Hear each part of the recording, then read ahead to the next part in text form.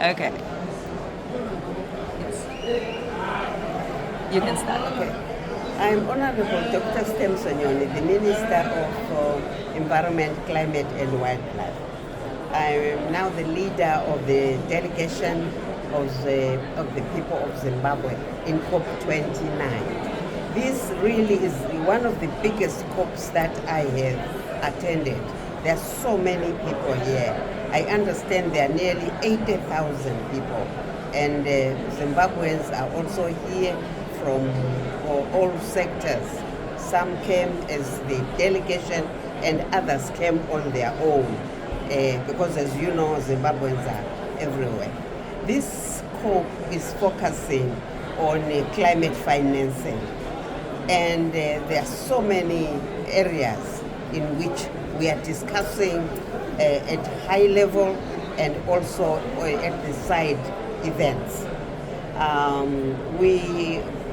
Yesterday we attended a ministerial meeting at a high level where we were talking about climate financing and how far away.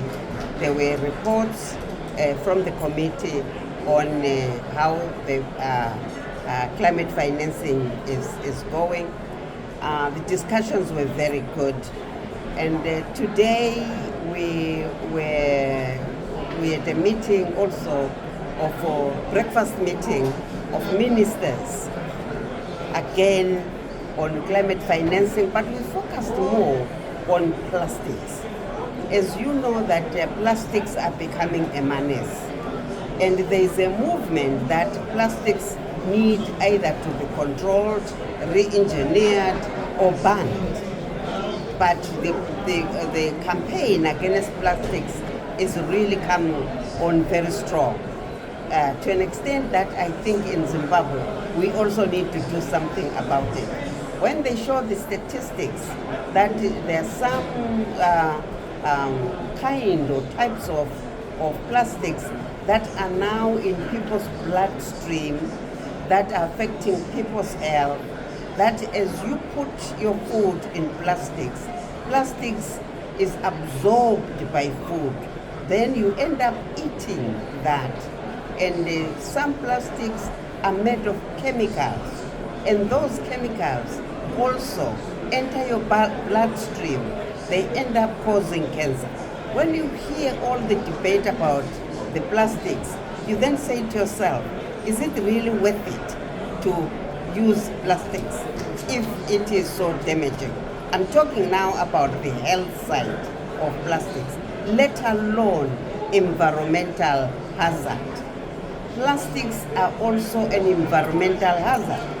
If you drive in most of the African countries, Zimbabwe no exception, you are greeted by plastics all over. And therefore, that also is an environmental hazard because some of the plastics are not degradable. So they will keep on and they don't add any value at all to the soil or to the environment or to the plant life. And they are also very dangerous to animals. When animals eat plastics, they affect their digestive system, and some of the cattle die because they have eaten plastics. So in this COP, there is a movement, and this morning we met as ministers to discuss that. There is a treaty that is being organized, and we may also be signatories as Zimbabwe to that treaty. It's still being discussed. So today as ministers, we were inputting into that treaty. Your position on Article 6? Zimbabwe's position on Article 6? Yes, and today we had an opportunity also to put our position on Article 6. As you know that COP28 in Dubai, they left two things hanging to be finalized in COP29. In Zimbabwe, we read the minutes and the proceedings of COP28, and we take those things very seriously. And we have set up a very strong negotiating team from Zimbabwe on finance, and we hope that they will be able to make an impact. And then since I took over the ministry, because I knew there would be COP29, we have worked very hard to make sure that by the time we come to COP29, we have a position on Article 6 readiness. And I want to really thank our president, because he quickly understood where we are going, and he has been very, very supportive and guided us. As a result, I'm sure